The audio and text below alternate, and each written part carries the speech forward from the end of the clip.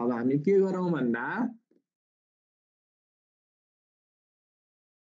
सिधै निकाल्दै जाउँ। USD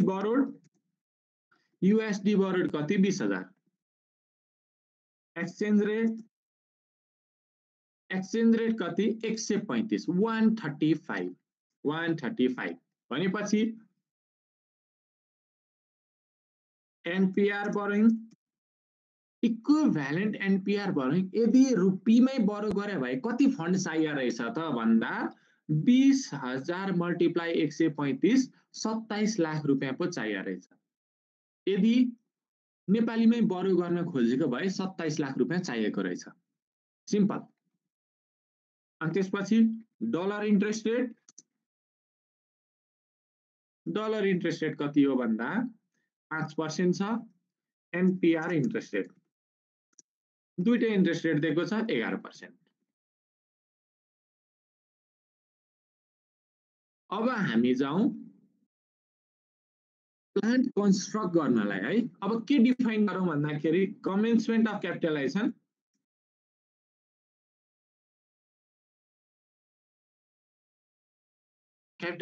कमेन्स कहिले गर्ने र क्यापिटलाइजेसन पिरियड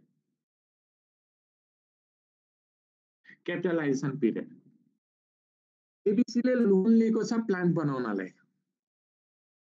त्यसपछि काम कहिले सुरु भयो भनेको छ छैन। 31 मार्च काम कहिले बन्द भयो भनेको छ छैन।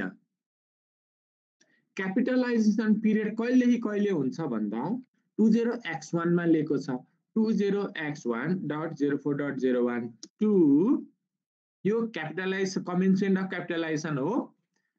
योबाट कहिलेसम्म पुगिरहेछ भन्दा हामी हिसाब कहिलेसम्म गर्दैछौँ 31 मार्च x3 सम्म गर्दैछौँ भनेपछि पहिलोको लागि 20x2.03.31 यो कसको लागि फर इयर एन्डेड 20x2 को इयर एन्डेड को लागि हिसाब गरौँ। क्यापिटलाइजेसन पिरियड कति हुन्छ x2 को मार्चसम्म हुन्छ। अब सिम्पल छ। पहिला इन्ट्रेस्ट डलर इन्ट्रेस्ट भनेको कति हो 20,000 मा equal to 20,000 multiply 5%। That is 20,000 multiply 5%। अनि त्यसपछि इन एनपीआर इक्विभ्यालेन्ट एनपीआर कति हुन्छ $1,000 मल्टिप्लाई अन्तिममा कति पुगेको छ पेमेन्ट गर्दाखेरि 140 पुगेको छ 140। That is 1000 multiply 140। अब इन्ट्रेस्ट यति त आयो। अब अर्को के छ एक्सचेन्ज डिफरेन्स भन्ने बित्तिकै लोनको रिभ्यालुएसनकै कुरा होला भनेपछि closing loan balance in NPR Nepali रुपिजमा क्लोजिङ लोन ब्यालेन्स कति छ 20,000 मल्टिप्लाई 140 कति पुग्यो 28 लाख पुग्यो। भनेपछि एक्सचेन्ज लस कति लोन 27 लाख थियो सुरुमा लिएको 27 लाख थियो त्यो पुग्यो कतिमा 28 लाखमा पुग्यो। एक्सचेन्ज लस कति भयो लायबिलिटी बढ्नु भनेको लस हो 28 लाख माइनस 27 लाख लस कति पुग्यो 28 लाखमा माइनस 27 लाख एक्सचेन्ज लस भयो। अब के गर्ने हो त इन्ट्रेस्ट त क्यापिटलाइज हुन्छ किनभने स्पेसिफिक बोरोइङ हो। के हो स्पेसिफिक बोरोइङ हो क्यापिटलाइज हुन्छ इन्ट्रेस्ट त क्यापिटलाइज हुन्छ। एक्सचेन्ज लस के हुन्छ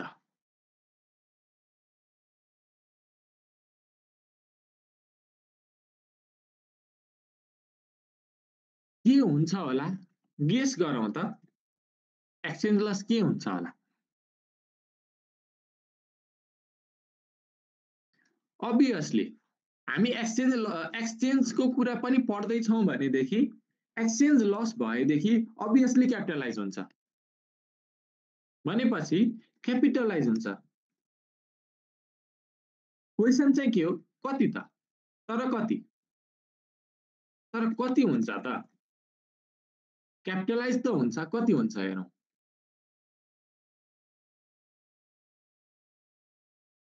dollar interest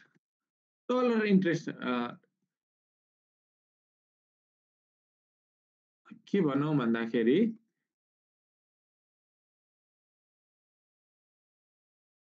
rupees equivalent rupees amount of dollar interest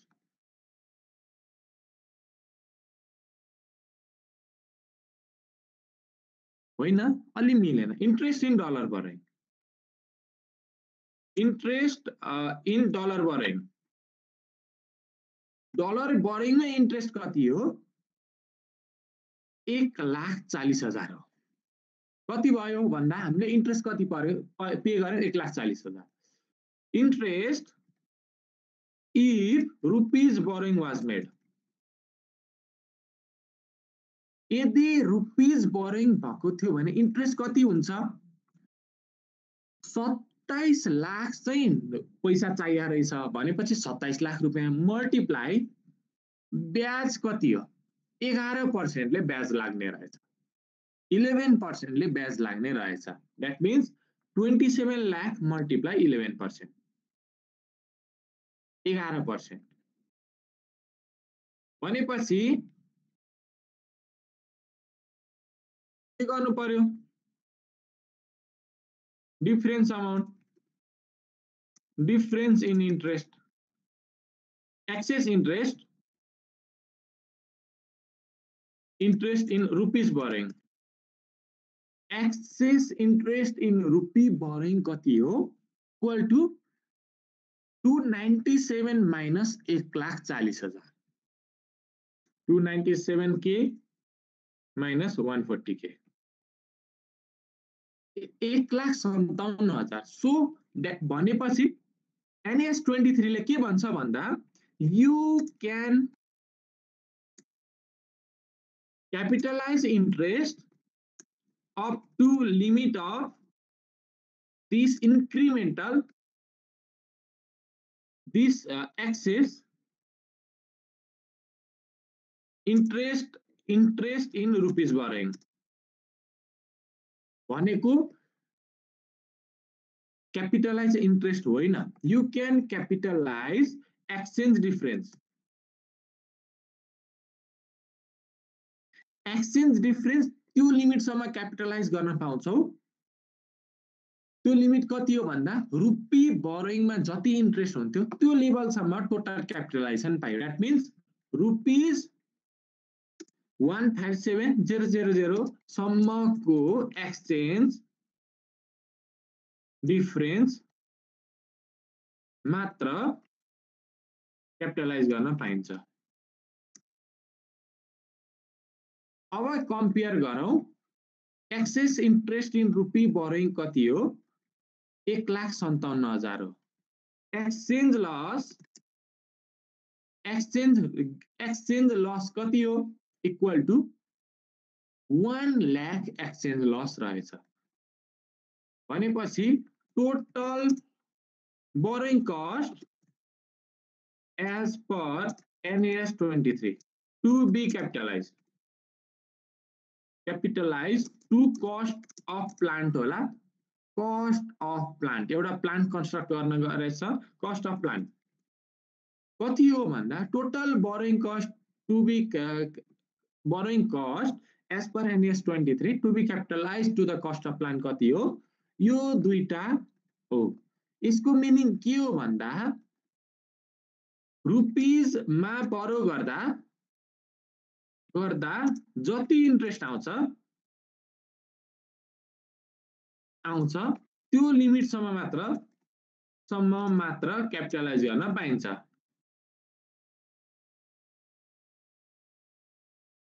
गर्न पाइन्छ।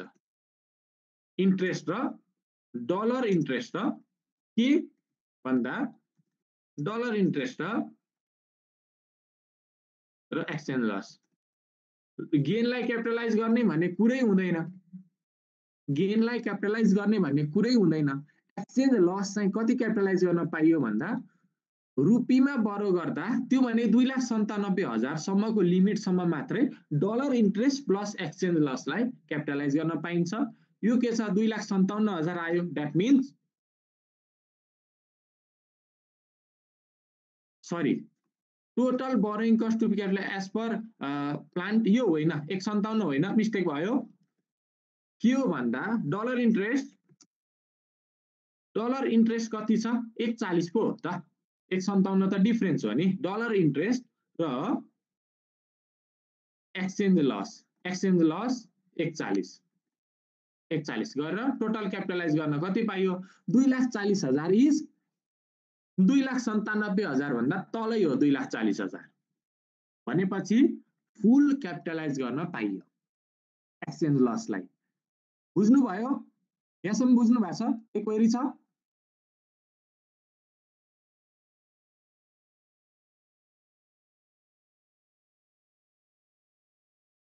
यसलाई यहाँ राखिदिन्छु, बोल्ड गरिदिन्छु, पर्टिकुलर्स र अमाउन्ट लेखिदिन्छु। यो सोलुसनको पार्ट छ। ल यहाँसम्म के क्वेरी छ भने सोध्नुहोस् त, नत्र अगाडि बढेँ म। अब सोचौं, if exchange loss was 2 lakh, exchange loss 2 lakh भएदेखि कति मात्र क्यापिटलाइज गर्न पाइन्थ्यो भन्दा पुरै क्यापिटलाइज गर्न पाइन्छ, गर्न पाइन्छ त नो, पाइँदैन। कतिसम्म पाइन्छ? अप टु लिमिट अफ कति हो excess interest in rupees borrowing that is 1,57,000 up to limit of मात्र क्यापिटलाइज गर्न पाइयो। एक्सेस गेन भए, एक्सचेन्ज गेन भए, सुरुमै एक्सचेन्ज गेन भए चार्ज टु पिएल एसओपिएल मा चार्ज गर्नु पर्यो।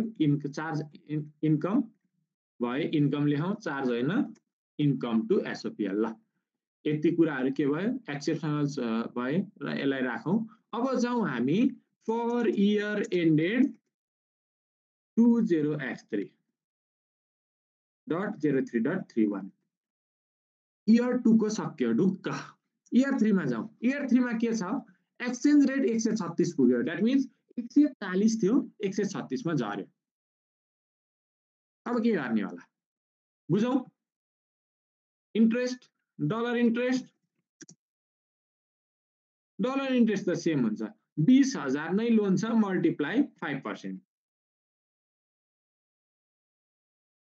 In converted into rupees. Convert गर्दा कति हुन्छ 1000 मल्टिप्लाई 136 पे कतिमा गरेको छ 136 मा पे गरेको छ। अब ओपनिङ लोन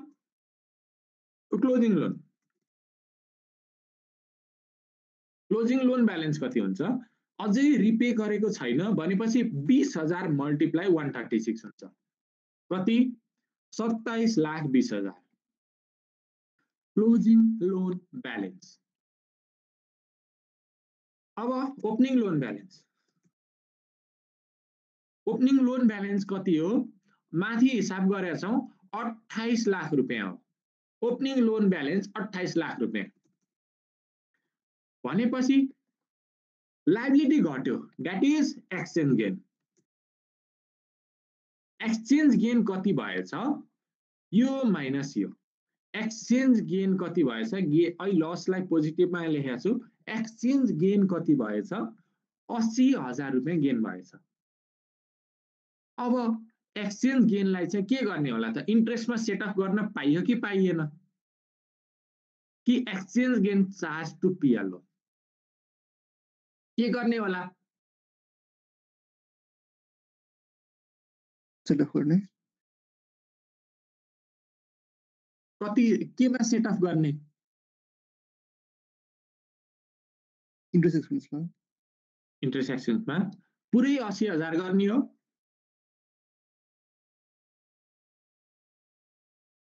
लास्ट इयरको लस चाहिँ सम्म चाहिँ गर्नु पाउँछ के? Okay good. एक्सचेन्ज गेनलाई के गर्ने?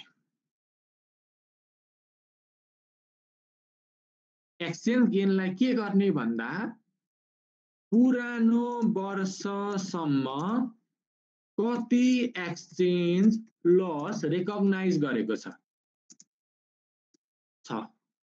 रेकग्नाइज गरेको छ to capitalise as borrowing cost.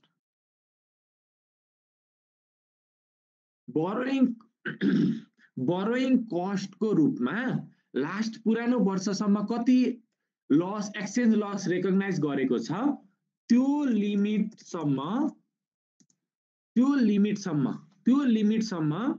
के गर्न पाइयो? त्यो लिमिटसम्म एक्सचेन्ज गेनलाई इन्ट्रेस्टसँग सेट अफ गर्न पाइयो। इन्ट्रेस्टसँग सेट अफ गर्न पाइयो भनेपछि अब के आयो हेरौं। Particulars amount interest paid interest तिरेको कति हो? 1,36,000 लेस एक्सचेन्ज लस के गर्ने? लोअर अफ के हो? Exchange gain that is 80,000 or exchange loss capitalized up to previous year as borrowing cost। कति गरेको छ भन्दा यो कति हुन्छ? 1 लाख हुन्छ भनेपछि एक्सचेन्ज लस कति हुने भयो? 80,000 सम्म। Exchange gain lace exchange gain चाहिँ एक्सचेन्ज गेन कतिसम्म घटाउन पाइयो? 80,000 सम्म घटाउन पाइयो भनेपछि net borrowing cost capitalized to cost of plant कति? 56,000 मात्रै क्यापिटलाइज गर्न पाइयो।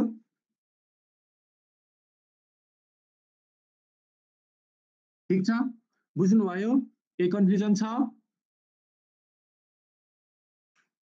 लास्ट इयरमा इन्ट्रेस्ट पेड 80,000 भन्दा कम भयो भने चाहिँ ओके यो इफ इन्ट्रेस्ट पेड चाहिँ 70,000 छ अरे, एक्सचेन्ज गेन 80,000 छ भनेपछि अब बाँकीलाई के गर्ने त? यही सोध्नु भएको हैन? इन्ट्रेस्ट पेड चाहिँ 70,000 भयो र एक्सचेन्ज गेन चाहिँ 80,000 भयो। हजुर हो सर। हैन यो केसमा के गर्ने भन्दा इन्ट्रेस्टसँग सेट अफ गर्ने कति हो भन्दा 70,000 को सम्म मात्र 70,000 सम्म मात्र। अब बाँकी 10,000 लाई लगेर कस्ट अफ प्लान्टमा घटाउन भनेर भन्न दिमागमा आउला, तर स्ट्यान्डर्डले बोरोइङ कस्टमा सेट अफ गर्ने मात्र कुरा गरेको छ। बोरोइङ कस्ट कति हो? 70,000 इन्ट्रेस्ट हो भनेदेखि त्यो वर्षको इन्ट्रेस्ट कतिसम्म मात्र घटाउन पाइयो? 70,000 सम्म मात्र घटाउन पाइयो। अरु केही छ क्वेरी? बाँकी रिमेनिङ फरेन एक्सचेन्ज गेन हुने भयो हैन सर? यस, बाँकी चाहिँ के हुन्छ? 10,000 बाँकी 10,000 बाँकी 10 के हुन्छ? इन्कम इन एसओपिएल इन्कम भनेको अदर इन्कममा उनी जानुभयो। अरु केही छ?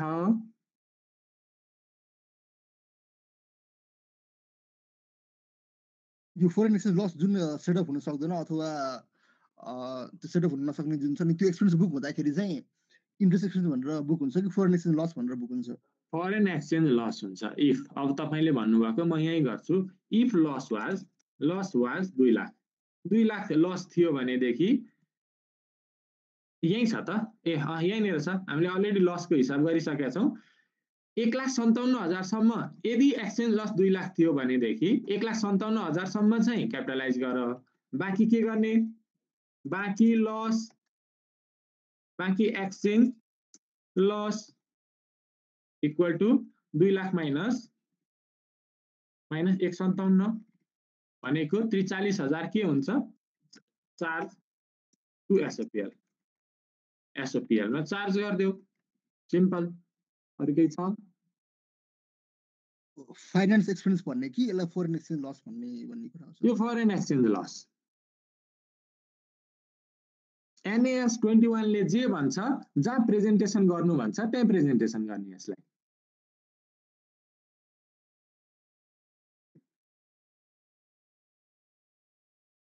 केही छ अरु? छैन सर।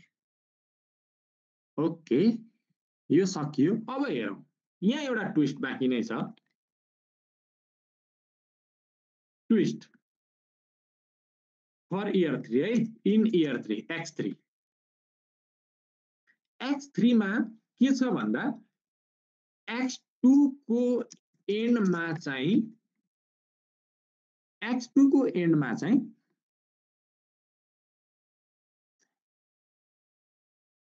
होइन,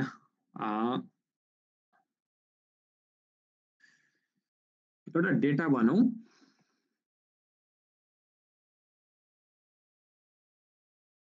ओके, ठीक छ, ठीक छ। X2 को एन्डमा चाहिँ डलर कति भन्दाखेरि $10,000 रिपे गर्यो, रिपे गर्यो भनेपछि X3 एन्डमा जम्मा कति बाँकी छ? जम्मा $10,000 बाँकी छ है। एक्सचेन्ज रेट कति मानौ भन्दा, एक्सचेन्ज रेटलाई कति मान्दा ठिक छ?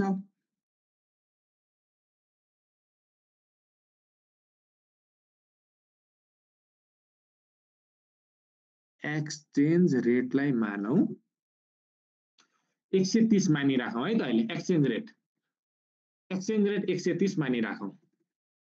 अब हेरौँ डलर इन्ट्रेस्ट कति? डलर इन्ट्रेस्ट कति equal to 10,000 multiply 5%। In NPR मा कति हुन्छ? इक्वल टु 500 मल्टिप्लाई 130 भनेको 65,000 इन्ट्रेस्टमा खर्च। अब एक्सचेन्ज गेन कति? एक्सचेन्ज गेन कति भन्दा 10,000 एक्सचेन्ज गेन नभनौँ, closing loan balance, closing loan balance कति? 10,000 multiply 130, 13 lakh. Opening loan balance, opening loan balance कति हुन्छ? बाँकी 10,000 मात्रै थियो नि त, भनेपछि 10,000 मल्टिप्लाई पुरानो एक्सचेन्ज रेट कति? 140, 140 भनेपछि एक्सचेन्ज गेन कति आयो? एक्सचेन्ज गेन कति आयो? 1 लाख रुपैयाँ एक्सचेन्ज गेन आयो। अब एक्सचेन्ज गेनलाई के कसरी कति गर्ने होला? अब मलाई भन्नुहोस्, exchange loss, total exchange loss capitalise up to previous year, पुरानो वर्षसम्म एक्सचेन्ज लस क्यापिटलाइज गरेको कति हो? 1 लाख हो। हामीले हिसाब गरिसकेका छौँ, उही 1 लाख। एक्सचेन्ज गेन कति छ भन्दा 1 लाख छ। अब मलाई भन्नुहोस् इन्ट्रेस्ट कति छ, इन्ट्रेस्ट कति छ, interest to pay, interest for this year, यो वर्षको इन्ट्रेस्ट कति छ 65,000 छ। अब मलाई भन्नुहोस् एक्सचेन्ज गेन यस्तो केसमा कति हुन जान्छ, एक्सचेन्ज गेन रिभर्स गर्ने कति हुन जान्छ?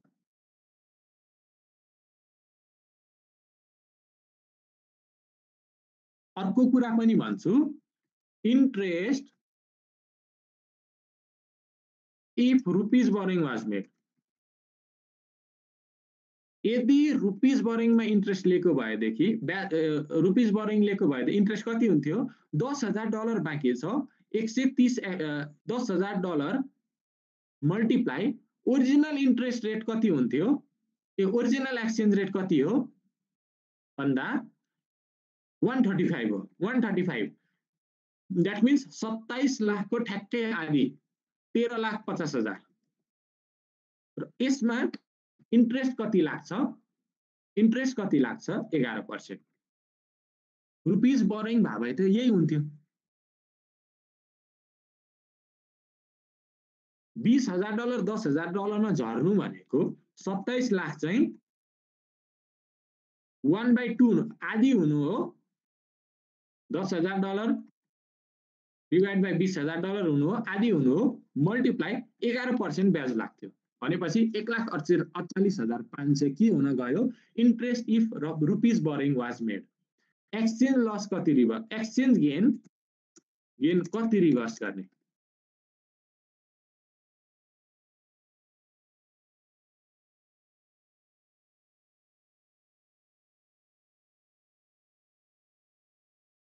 कति गर्ने होला?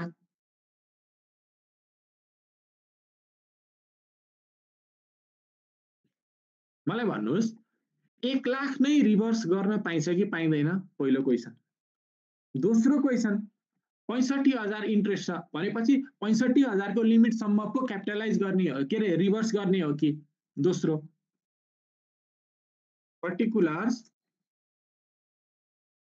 पर्टिकुलर्स अमाउन्ट इन्ट्रेस्ट कति? 65,000 lace exchange gain lower of यो के हुन्छ? लोअर अफ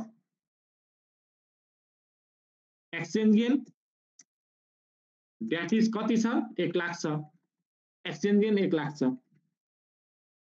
अर्को के छ?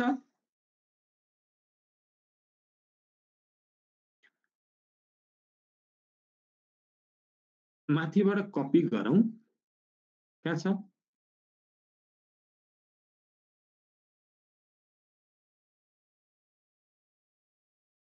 अलि माथिबाट कपी गरौँ। Exchange loss capitalise up to previous year, exchange gain यति र exchange loss capitalise up to previous year of borrowing cost 1 lakh हो कि होइन?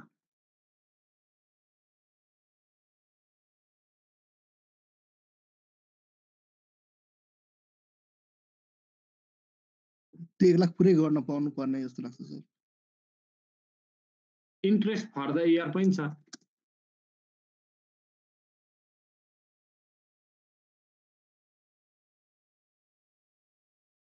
सिम्पल छ, एक्सचेन्ज गेन 1 लाख छ भनेपछि इन्ट्रेस्ट 65,000 छ, 65,000 को लिमिटमा झरिसक्यो। अब क्वेसन चाहिँ के हो भन्दा यो पुरै 1 लाख चाहिँ 1 लाख पुरानो वर्ष जुन क्यापिटलाइज गरेको थियो त्यति नै रिभर्स गर्न पाउँछ कि पाउँदैन भन्ने क्वेसन हो। त्यो पनि के भयो? 65,000 मा झरिसक्यो। तर एउटा दिमागमा एउटा क्वेसन आइरहेछ, डलर त 20,000 बाट 10,000 मा झरेछ नि त, त्यसलाई चाहिँ के गर्ने, कसरी हिसाब हुन्छ होला भनेर पो दिमागमा क्वेसन आइरहेछ। त्यही भएर और अनरियलाइज्ड भन्ने, अनरियलाइज्ड एक्सचेन्ज लस भन्ने ल्याङ्ग्वेज आउँछ। That means 1 lakh multiply 10,000 divide by 20,000 equal to 50,000 के हो जति डलर रिपे गर्यो त्यसको एक्सचेन्ज लस पचिसक्यो रियलाइज भइसक्यो द्याट मिन्स त्यसलाई इग्नोर जति बाँकी लोन छ डलर बाँकी छ नि त्यसको मात्रै हिसाब गर्ने हो अनरियलाइज एक्सचेन्ज लस कति 1 लाख अनरियलाइज लस के अरे एक्सचेन्ज लस पुरानो वर्षमा क्यापिटलाइज गरेको थियो त्यसलाई कम्पेयर कुन रेसियोमा गर्नु पर्यो डलर बाँकी कति छ त भन्ने हिसाब गर्नु पर्यो आज बाँकी कति छ त डलर त्यसमा हिसाब गर्नु भनेपछि ठ्याक्कै आधी हुँदो रहेछ 50,000 हुँदो रहेछ एक्सचेन्ज गेन कति रिभर्स गर्न पाइन्छ 50,000 सम्म मात्र रिभर्स गर्न पाइन्छ त्यसपछि net borrowing cost to be capitalise cost of plant कति हो 15,000 मात्रै हो यहाँ बुझाउन खोजे के हो भन्दा सिम्पल एउटा कुरा मात्र हो एक्सचेन्ज लस चाहिँ अनरियलाइजमा हेर्ने हो जुन रिपे गरिसक्यो त्यसलाई कन्सिडर गर्न पाइँदैन जुनले रिपे गरिसक्यो त्यसमा रिलेटेड कन्सिडर गर्न पाइँदैन ठीक छ के कन्फ्युजन छ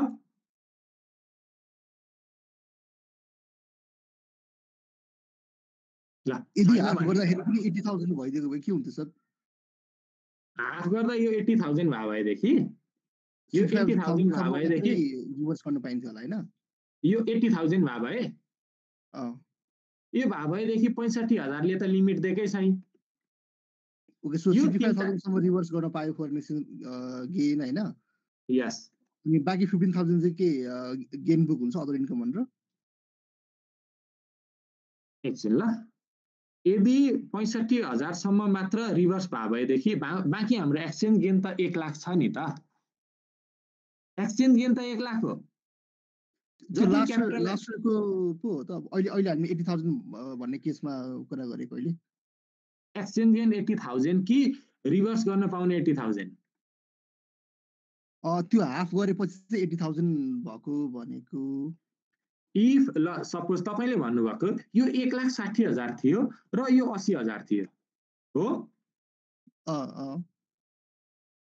यो हो भनेदेखि यो कति हुन्छ रिभर्स कति गर्न पाइन्छ यो तीनटाको लोअर कति हुन्छ 65,000 हुन्छ र एक्सचेन्ज गेन रिभर्स कति भयो 65,000 बाँकी एक्सचेन्ज गेन कति छ 35,000 छ त्यो भनेको 1 lakh minus 65,000 equal to 35K यो कहाँ जान्छ इनपिएल एसओपिएल जान्छ ठीक छ ओके केही छ अरु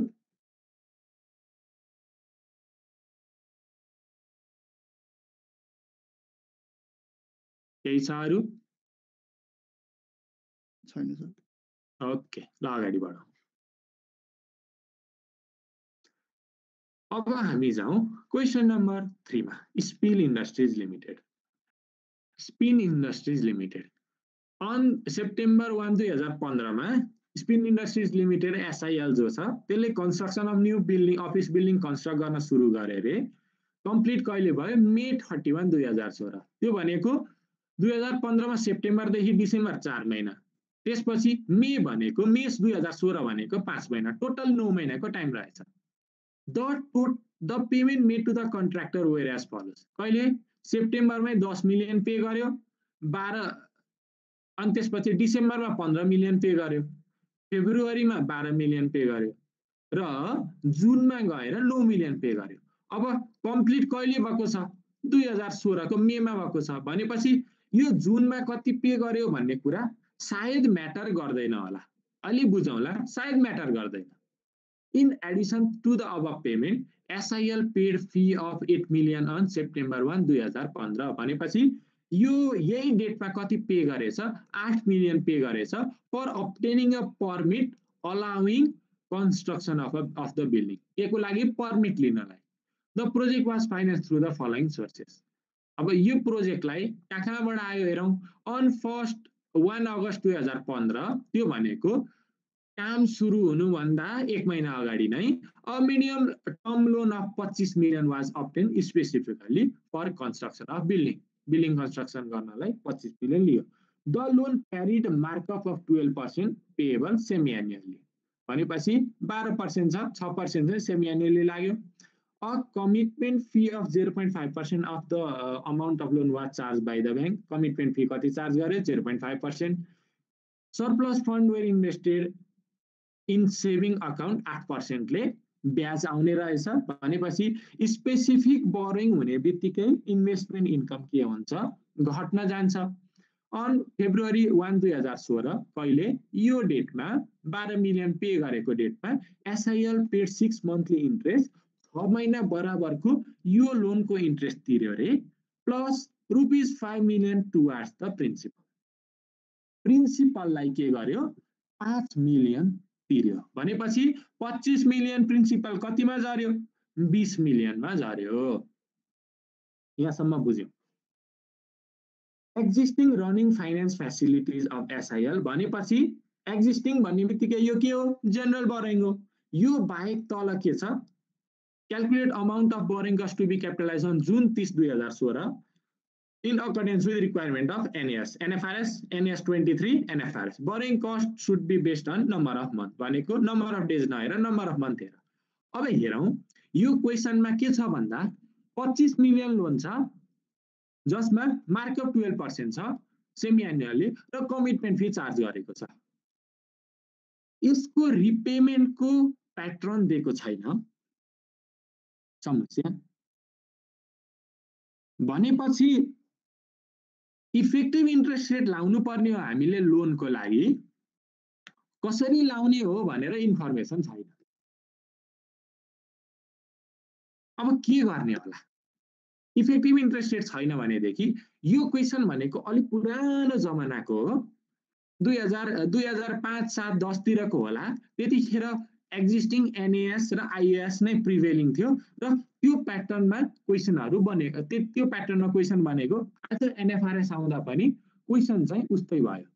सल्भ त गर्नु पर्यो भनेपछि के गर्ने यो कमिटमेन्ट फीलाई हामी छुट्टै ट्रिट गर्छौं र हामी के गर्छौं 12% चाहिँ 6% चाहिँ effective interest rate per 6 month भनेर हिसाब गर्छौं. Existing running finance facilities of SIL कति हो रनिङ फाइनान्स 28 मिलियन ब्याङ्क एबाट मार्कअप अफ 13% भनेपछि ब्याज लाग्छ 13% पेएबल एनुअली. यो कहिले तिर्छ annually. The average outstanding balance during the period of construction was 25 million. Running finance facility छ ओडी जस्तै होला 28 मिलियनको लिमिट छ र 13% ब्याज लाग्छ. Average outstanding balance during the period of construction important छ. During the period of construction कति थियो वाज 25 मिलियन भनेपछि during the period of construction कहिले हो सेप्टेम्बर 1 2015 देखि मे 31 2016 सम्म यो पिरियड सम्म त्यो रनिङ फाइनान्स फ्यासिलिटीको एभरेज ब्यालेन्स कति रहेछ 25 मिलियन रहेछ. दोस्रो रनिङ फाइनान्स फ्यासिलिटी अर्को 25 million limit from bank fee. The markup accrued during the period of construction was 3 million. यसले के भन्यो ब्याज लाग्यो र ड्युरिङ द कन्स्ट्रक्सन पिरियडको ब्याज चाहिँ कति हो भन्दाखेरि 3 मिलियन दियो. माथि के थियो एभरेज ब्यालेन्स दियो र पर्सेन्टेज लगाऊ भनेर पर्सेन्टेज दियो. तल चाहिँ के दियो 25 मिलियन लिमिट छ र ब्याज चाहिँ कति हो 3 मिलियन हो. एभरेज आउटस्ट्यान्डिङ ब्यालेन्स कति रहेछ बुझौं. Average running finance balance during that period was 20 million. That means 20 million average balance हुँदाखेरि 3 मिलियन इन्ट्रेस्ट लागेछ भनेको 15% चाहिँ ड्युरिङ द कन्स्ट्रक्सनको ब्यालेन्स लागेछ. Required calculate the amount of borrowing cost to be capitalised on June 30 2016 in accordance with requirement of NAS NFRS based on number of month. हिसाब गर्नलाई भनिहाल्यो. अब सुरु गरौँ. हामीलाई थाहा छ क्वेसन नम्बर कति 3. क्वेसन नम्बर 3 पहिलो हिसाब के को गर्नुपर्छ भन्दा के को गर्नुपर्छ त कहाँबाट सुरु गर्ने होला बिलिङ बनाइराछ लोन लिइराछ र पेमेन्ट गरिराछ भनेपछि सुरुमा राइट शेयर इक्विटी शेयर भनेर आउँछ राइट शेयर इक्विटी शेयर यो क्वेसनमा छैन। दोस्रोमा युज के हुन्छ specific borrowing. Specific borrowing specific 25 million loan ल्याछ भनेदेखि स्पेसिफिक बोरोइङ 25 मिलियन, त्यो मध्ये 1 सेप्टेम्बरमै 10 मिलियन पे भयो र 8 मिलियन पनि पे भयो र बाँकी चाहिँ के भएछ इन्भेस्ट गरेछ सेभिङ्स अकाउन्टमा 8% पर एनम ब्याज पाउने गरी। भनेपछि फर्स्टमा के निकालौँ इन्भेस्टमेन्ट इन्कम निकाल्दियौ है त। Calculation of investment income on temporary investment temporary इन्भेस्टमेन्टमा इन्भेस्टमेन्ट इन्कम कति हो निकालौँ particular amount. Specific borrowing taken 25 million less के लेस हुन्छ भन्दा पहिलो के लेस हुन्छ पहिलो के लेस हुन्छ payment to contractor. Payment to contractor कति अगस्टमा लोन लिएको छ भनेपछि अगस्ट भित्रको ब्याज अगस्ट भित्रको इन्भेस्टमेन्ट इन्कम इग्नोर, त्यो दुईटै कहाँ जान्छ पीएल मा जान्छ। किनभने जुन पिरियडमा क्यापिटलाइज नै हुँदैन त्यो पिरियडको दुईटै कुरा कहाँ जान्छ पीएल मा जान्छ।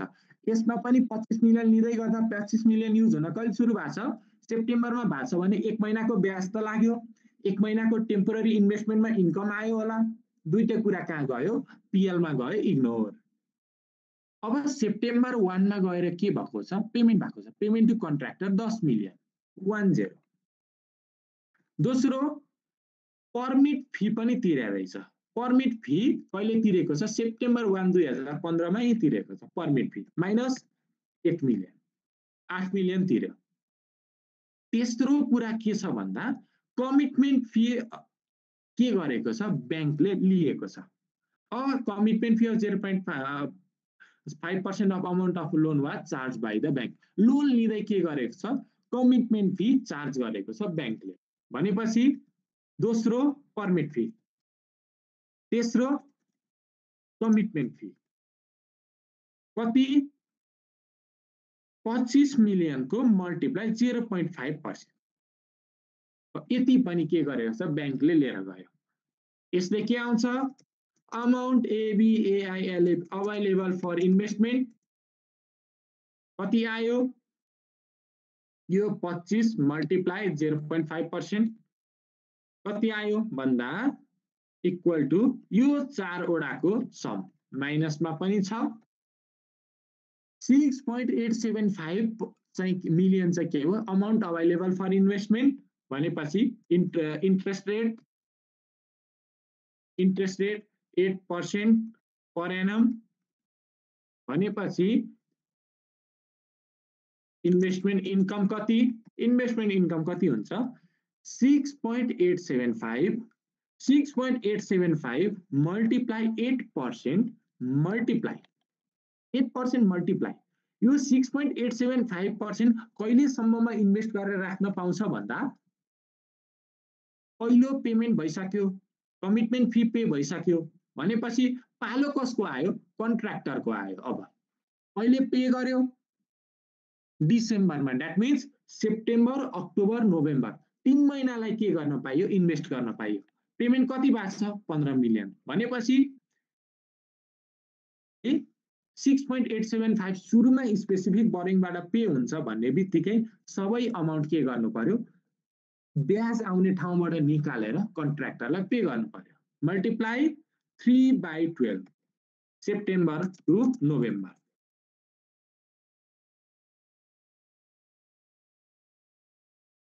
$0.1375 के आयो इन्भेस्टमेन्ट इन्कम आयो।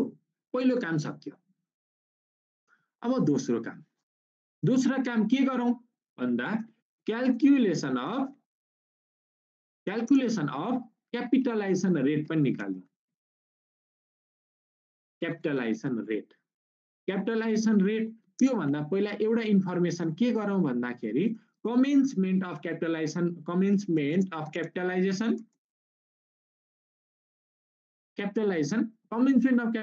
कहिले सुरु सेप्टेम्बर 1 2015 मा काम सुरु भयो पेमेन्ट पनि सुरु भयो र बोरोइङ कस्ट त्यो भन्दा पहिले सुरु भएको छ भनेपछि कमेन्समेन्ट अफ क्यापिटलाइजेसन कहिले सेप्टेम्बर 1 2015 सेप 1 2015 क्यापिटलाइजेसन पिरियड कहिले सेप्टेम्बर 1 2015 देखि काम कहिले सक्यो मे 31 2016 मे 31 2016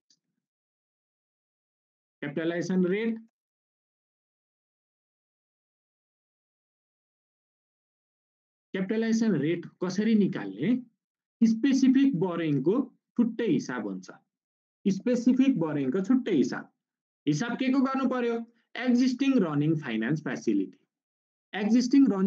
फ्यासिलिटी फर्स्टमा के छ 28 मिलियन के हो लिमिट हो त्यो मध्ये एभरेजमा कति युज भएको छ 25 मिलियन युज भएको छ भनेपछि 25 मिलियन मल्टिप्लाई ब्याजको रेट कति हो 13% हो 13% मल्टिप्लाई टाइम वेट लगाउनु पर्यो टाइम वेट लगाउँदा कति महिना भन्दा सेप्टेम्बर देखि डिसेम्बर 4 महिना जनवरी देखि मे सम्म 5 महिना टोटल 9 महिना डिवाइड बाइ 12 पहिलो लोनको आयो ठीक छ पहिलो लोनको आयो आउटस्ट्यान्डिङ छ पहिलो लोनको आयो क्यापिटलाइजेसन पिरियड दोस्रो लोनको हेरौं रनिङ फाइनान्स फ्यासिलिटी 25 मिलियन हुँदै गर्दा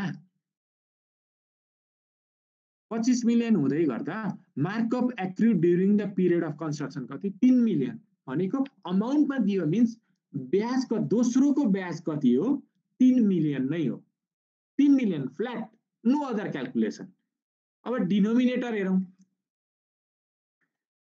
पहिलो त 25 मल्टिप्लाई 25 मिलियन 9/12 9/12 25 मिलियन आयो 9/12 दोस्रो average running finance balance during that period was 20 million रहेछ प्लस 20 मिलियन मात्रै हो कि मल्टिप्लाई 9/12 हुन्छ मलाई भन्नुस् 9/12 हुन्छ कि हुँदैन कि यो जुन एभरेज रनिङ ब्यालेन्स छ यो चाहिँ 9/12 गरिसकेपछि आएको फिगर हो त्यो गरिसकेपछि आएको होला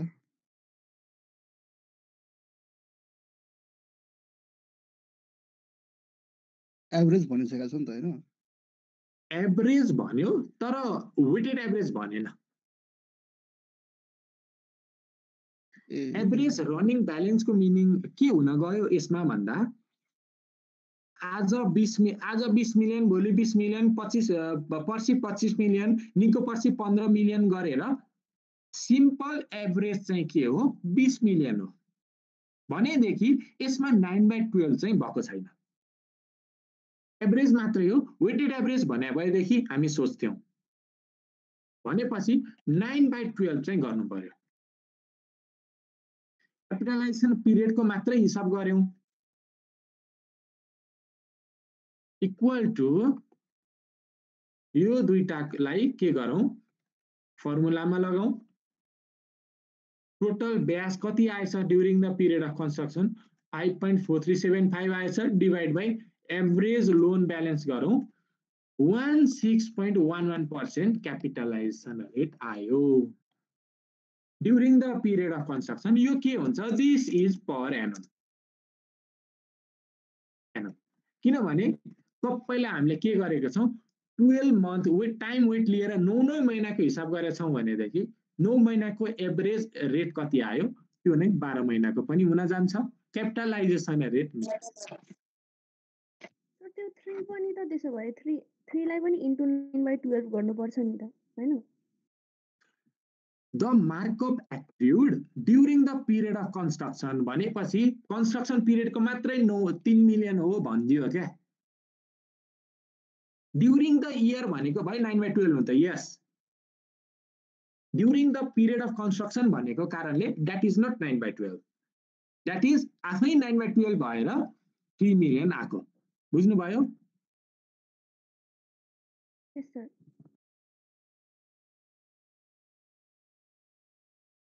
ल अगाडि बढौँ। अब के गरौँ? क्याल्कुलेसन अफ के गरौँ भन्दा amount borrowing cost on general borrowing. General borrowing मा borrowing cost को हिसाब गरौँ। particulars यसमा अब के गर्छौं हामी? डेट लेख्छौं। स्टेप 1 2015 यो अब तपाईहरुले मिलाएर डेट लेख्नुहुन्छ भन्ने कुरा मलाई थाहा छ। December 1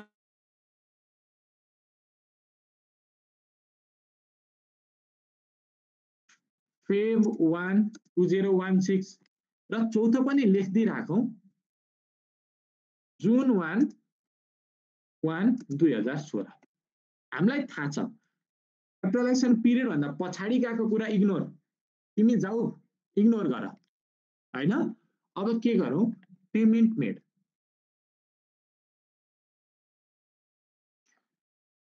payment made to contractor. Payment made to contractor कति हो? 10 15 12 9 10 15 12 9 आयो। 10 15 12 9 कन्ट्र्याक्टरलाई पे गर्यो lace payment from specific borrowing.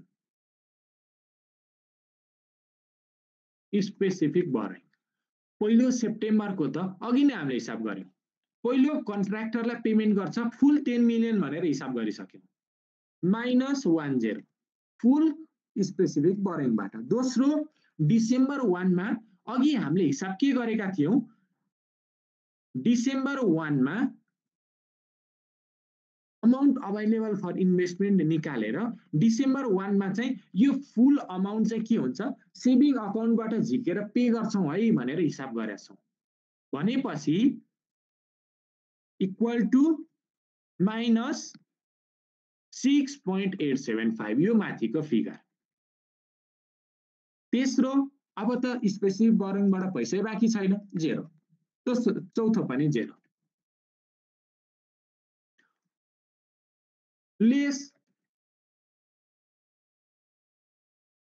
Lace और एड अरु केही छ? Amount use from general borrowing equal to sum गरौँ। पहिलोमा 0, दोस्रोमा 8.125, तेस्रोमा 12, चौथोमा 9। यसमा एड लेस केही गर्नुपर्ने बाँकी छ होला कि नै?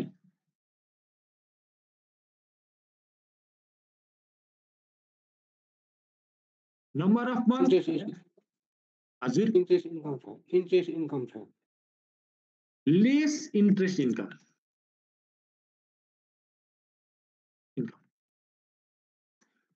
इन्ट्रेस्ट इन्कम पनि त फन्ड आयो नि त। भनेदेखि त्यहीबाट पे भयो भनेर मानियो। मान्न पाइयो कि पाइएन? इन्ट्रेस्ट इन्कमलाई के गर्ने? कहिले आउँछ इन्ट्रेस्ट इन्कम भन्दा -0.125 यो कहिले आउँछ? होइन 0.1375 यो कहिले आउँछ? डिसेम्बरमा आउँछ। नोभेम्बर एन्डमा रिलिज भएर डिसेम्बर 1 मै पे गर्न रेडी हुन्छ। यो फिगर घटाउने कि नघटाउने होला भन्दा यसको बारेमा स्ट्यान्डर्डले केही बोलेको छैन र हामीले इन्टरनेसनल सोलुसन हेर्दाखेरि यसलाई घटाउन कन्सिडर गरेको पनि छैन। हामी के गरौँ? सजेस्टेड अरु बन्छ इन्टरनेसनल सोलुसन अनुसार। भनेदेखि अब तपाईहरु भन्नुस् यसलाई एजम्पसनमा यो घटाएर सोलुसन गरौँ कि नघटाइकन सोलुसन गरौँ? कुन एजम्सन लियौँ ल तपाईहरु भन्नुस् मलाई नघटाइ गरौँ सर नघटाइ गरौँ इन्टु 0 भनेपछि हामी नघटाइ गरौँ यसलाई एजम्सनमा गर्न पाइयो तपाईहरुले नि एक्जामको सोलुसनमा अल्टरनेटिभली यसलाई पनि घटाएर गर्न पाइन्छ भनेर लेखिदिनुस् एक्जामिनरले बुझिहाल्छन् कि यसलाई यो मान्छेको कन्सेप्ट चाहिँ रहेछ है भनेर यो बाहेक अरु केही छ कि छैन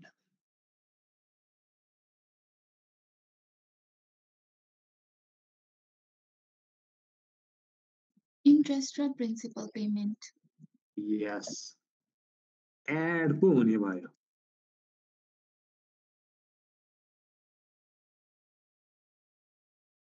principal of specific borrowing interest and principal of specific borrowing के थियो सुरुमा हामी स्मार्ट भयौं स्पेसिफिक borrowing बाट पेमेन्ट गरेको गर्यौं त्यसपछि हामीले जनरल borrowing युज गर्यौं तर के भएछ भन्दा फेब्रुअरी 1 2016 मा गएर 6 महिनाको ब्याज प्लस 5 महिनाको 6 महिनाको ब्याज प्लस 5 मिलियन प्रिन्सिपल पनि तिरेछन् अब यो कहाँबाट तिरेको मान्ने होला रेगुलर अपरेटिङ एक्टिभिटीबाट तिरेको मान्ने कि यो चाहिँ जनरल बोरिङ बाट तिरेको मान्ने भन्दा हामी यसलाई के गर्छौं स्पेसिफिक बोरिङ चाहिँ जनरल बोरिङ बाट रिपे भयो त्यही कारणले रिप्लेस गर्यो स्पेसिफिक बोरिङलाई जनरल बोरिङले रिप्लेस गर्यो अब यो चाहिँ कसलाई प्रिन्सिपललाई इन्ट्रेस्टलाई के गर्ने होला इन्ट्रेस्ट एजम्पसन गर्न पाइयो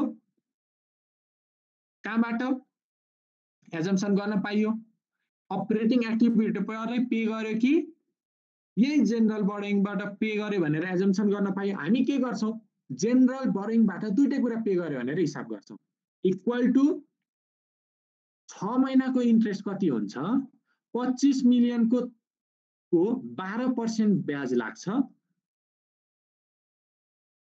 25 मिलियनको 12% मल्टिप्लाई 6/12 6 मन्थली इन्ट्रेस्टको इफेक्टिभ इन्ट्रेस्ट रेट 12% जस्तै मानेर गरेका छौं ब्याज कति आउँछ 1.5 प्लस 5 मिलियन 6.5 के आयो स्पेसिफिक बोरोइङको पार्ट पनि जनरल बोरोइङबाट पे गरियो भनेर आयो 25 मिलियन ठीक छ 6 मन्थली but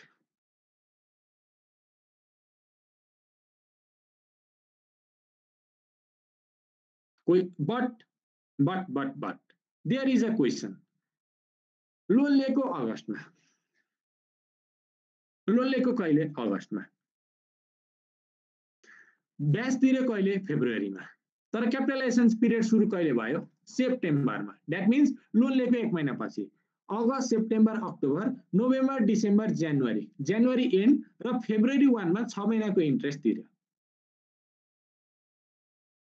सेप्टेम्बर 1 मा गएर के गरेको छ क्यापिटलाइज हुन सुरु भएको छ भनेदेखि यो 6/12 गर्नु ठीक हो कि होइन त यो 6 - 1 गर्ने हो 5/12 मात्रै गर्ने हो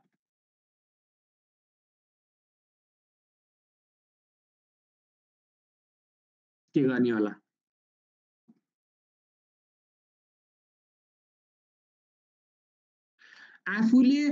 आफूले युज नगरे क्यापिटलाइजेसनको हिसाबले प्लान्टले आफूले युज नगरेको पिरियडको इन्ट्रेस्ट पनि ल्याएर फन्ड युज भयो भन्न पाइन्छ त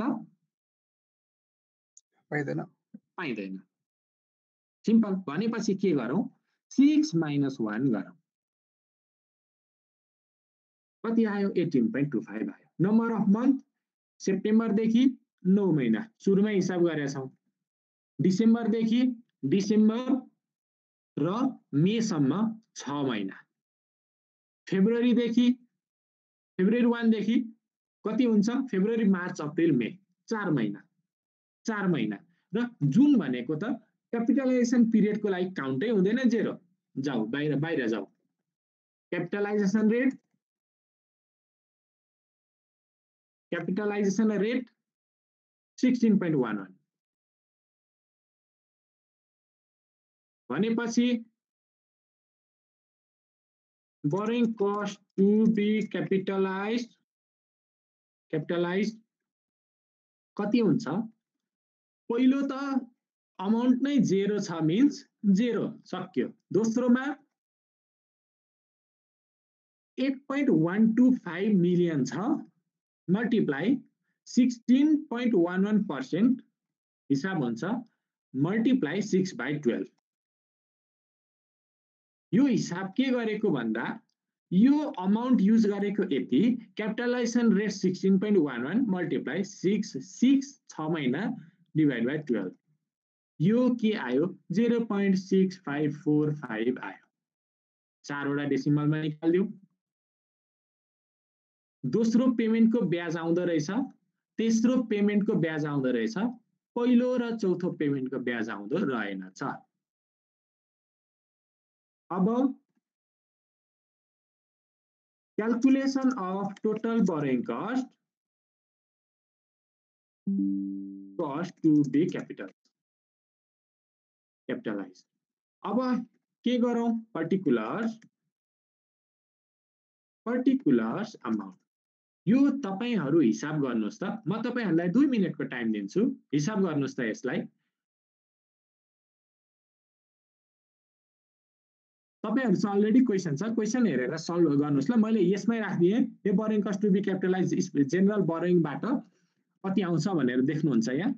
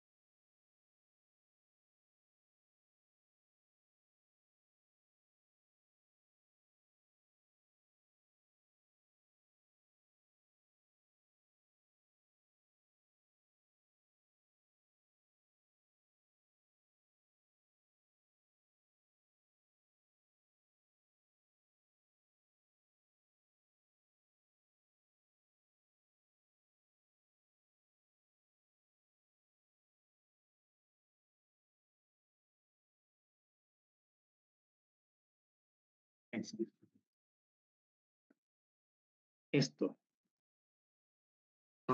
month wise मा जान्छु है त during the period of construction suppose total limit कति हो भन्दा 25 मिलियन हो 25 मिलियन मा suppose ब्याज कति पर्सेन्ट छ 20% छ रे ब्याज भन्दै गर्दा सेप्टेम्बर अक्टोबर यो तलै हिसाब गरौँ यहाँ नगरौँ यसले भन्न खोजेको के हो भन्दा सेप्टेम्बर 9 10 महिना 11 महिना 12 महिना 1 महिना 2 महिना 3 महिना 4 महिना 5 महिना यति हो हैन यसमा के मानौ 25 24 18 15 16 22 20 22 18 यति मानौ भनेपछि टाइम यतिको सिम्पल एभरेज के हुन्छ यो डिवाइड बाइ 9 महिना भनेको 20 भयो।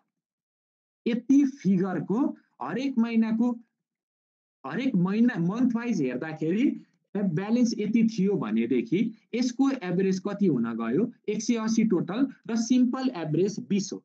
यहाँ दिएको जुन 20 मिलियन छ त्यो 20 मिलियन भनेको यही 20 हो भनेपछि यो 20 मा equal to 20 multiply interest rate कति पर्सेन्ट इन्ट्रेस्ट रेट 20% मानौ इन्ट्रेस्ट रेट 20% मानौ 20 मिलियन मल्टिप्लाई 20% गर्ने बित्तिकै त यो त पर एनम छ नि त। सो यसलाई रेसियोमा घटाउनलाई मल्टिप्लाई 9/12 गरेर चाहिँ 3 आएको हो क्या। सो यो 20 चाहिँ सिम्पल एभरेज हो टाइम वेट नलगाइकन र यो इन्ट्रेस्ट चाहिँ के हो 9/12 गरेर during the period of construction भनेर स्पेसिफिक दिएको छ र यो 3 मिलियन चाहिँ के हो 20% ब्याज हुँदाखेरि 3 मिलियन भनेको 9/12 गर्दाखेरि आउँछ। बुझ्नुभयो?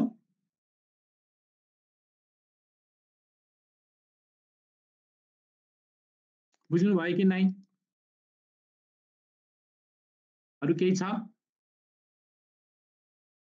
सर त्यो स्पेसिफिक बोरोइङलाई जेनरल बोरोइङले रिप्लेस गर्यो भनेपछि हाम्रो स्पेसिफिक बोरोइङको इन्ट्रेस्ट त खर्च नै भएन नि हैन?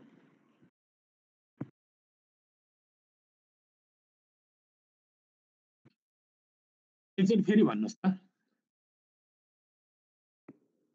स्पेसिफिक बोरोइङलाई जेनरल बोरोइङले रिप्लेस गरेछ नि त सर, अनि त्यही भएर स्पेसिफिक बोरोइङको इन्ट्रेस्ट चाहिँ हामीले खर्च लिन मिल्यो त जेनरलले नै तिरिरहेछ नि त त्यो।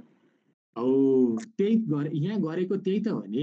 5 मिलियन जुन तिर्यो त्यो 5 मिलियन त 25 मिलियन सुरुमा स्पेसिफिक बोरोइङ थियो।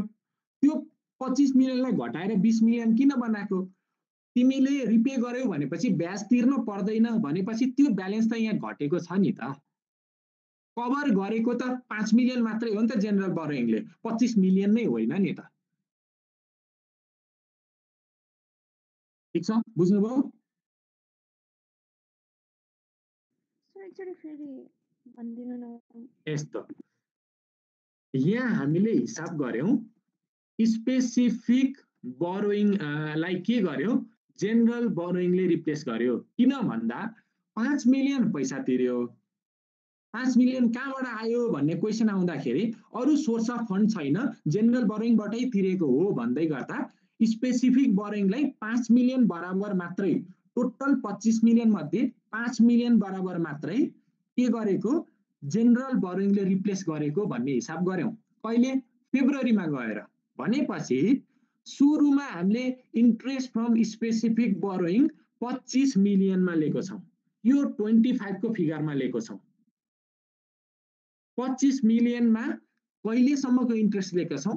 फेब्रुअरीको सुरुको समय, द्याट मिन्स जनवरी एन्डसम्मको 25 मिलियनमै ब्याज लाग्यो है भन्ने कति लियौं 25 million multiply 12% multiply 5/12 September October November December जनवरी 5 महिना गएर 5/12 5 महिनाको ब्याज छुट्यायौं। त्यसपछि 5 मिलियनलाई चाहिँ स्पेसिफिक बोरोइङलाई जेनरल बोरोइङले रिप्लेस गर्यो। त्यही भएर 25 घटेर कतिमा झर्यो 20 मिलियनमा झर्यो। 20 मिलियनमा झर्यो 20 मिलियनमा झर्यो र त्यसमा ब्याज त 12% नै लाग्छ र आउटस्ट्यान्डिङ कति छ 4 महिना छ। यो 20 मिलियन यहाँबाट घटेर कहाँ गएर थुप्रियो भन्दा यहाँनिर स्पेसिफिक बोरोइङको जेनरल बोरोइङको क्याल्कुलेसनमा यहाँ पछाडि गएर 5 मिलियन थुप्रियो। बुझ्नुभयो? Yes sir. पुरै 25 होइन 20 मात्रै के अरे 5 मात्रै हो। अरु केही छ?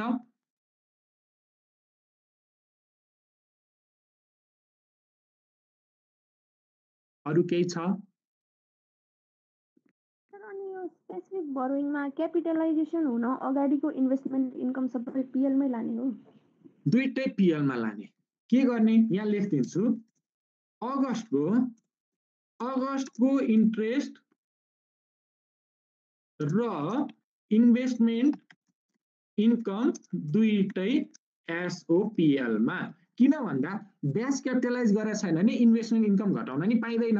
ब्याज क्यापिटलाइज हुँदैन किनभने क्यापिटलाइज कन्भिन्स गर्ने टाइम आएकै छैन।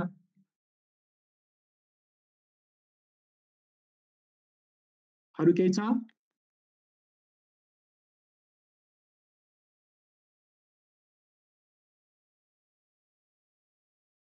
सर त्यो स्पेसिफिक लोन जेनरल बोरोइङले रिप्लेस हुँदाखेरि प्रिन्सिपल अमाउन्ट त रिप्लेस भयो हैन?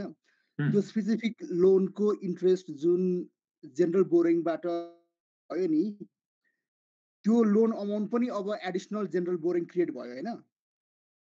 यस,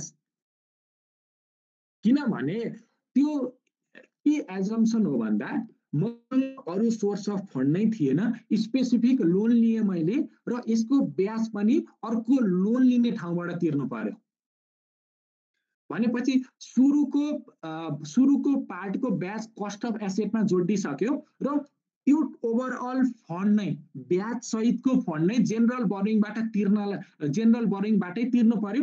अर्को इन्ट्रेस्ट इन्करिङ लायबिलिटी भनेको कारणले इन्ट्रेस्ट पनि के गरेको जोडेको। तपाईले अल्टरनेट एजम्पसन पनि गर्न पाउनुभयो होइन? इन्ट्रेस्ट चाहिँ सिधै अपरेटिङ एक्टिभिटीबाटै तिरेको हो, यहाँबाट तिरेको होइन भनेर आर्ग्यु गर्न पाउनुभयो।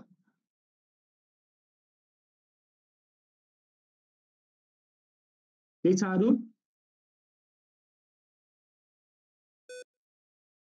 सर यो यस्तो खालको जुन इन्ट्रेस्ट क्यापिटलाइज हुन्छ नि नेक्स्ट इयर यो कन्स्ट्रक्सन सकिसकेको छैन भने नेक्स्ट इयर ओपनिङ तानिन्छ। ओपनिङ तान्दाखेरि जुन क्यारिङ अमाउन्ट आउँछ एसेटको त्यो भनेको त प्रिन्सिपल प्लस इन्ट्रेस्ट सबै बोरिङ कस्ट पनि जोडेको अमाउन्ट चाहिँ क्यारी फोर्ड हुन्छ नि त।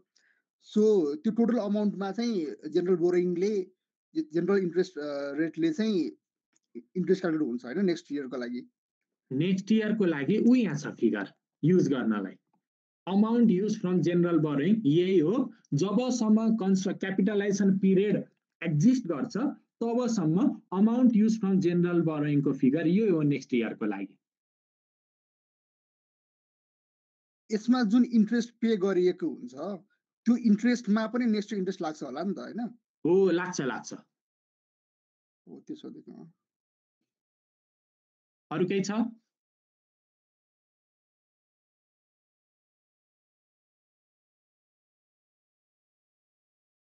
ठीक छ ल, बाँकी अब कति भयो?